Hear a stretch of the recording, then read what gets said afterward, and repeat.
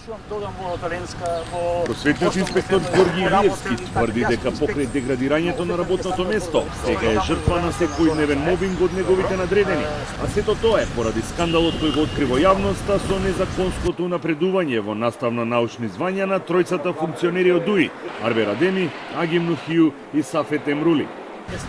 Илиевски обвинува дека се соочува со сериозни обструкции во работењето, бидејќи му се одземаат предмети и не му се даваат работни задачи. Веќе едноставно не ми даваат работни задачи, ми ги одземаат предметите. Предметите не можам да ги дадам така, мора да оди како што треба, бидејќи даденото решение не е конечно, не е правосилно и јас нормално си ги терам сите овие работи по еден законски пат. Значи, мобингот е невиден. Тој е разочаран што надлежните институции не постапиле по неговите преставки и дел од вината ја лоцира премиерот Заев и министерот Оливер Спасовски. Јас исто допратив и до повторно народниот правобранител, до трудовата инспекција, до управниот инспекторат, до Државната комисија за спречување на корупција. Морам да кажам, со жалење, повеќе од 3 месеци и нешто, Државната комисија за спречување на корупција до сега нема преземено ништо.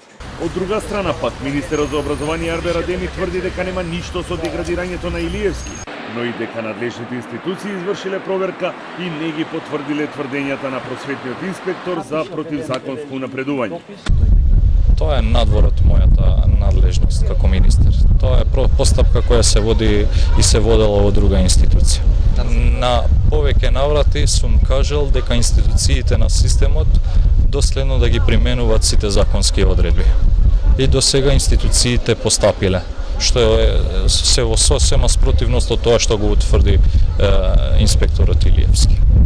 Инспекторот Илиевски денеска беше примен во германската амбасада, каде ги брифирал за случајот со функционерите од ДУИ и за состојбата во образованието.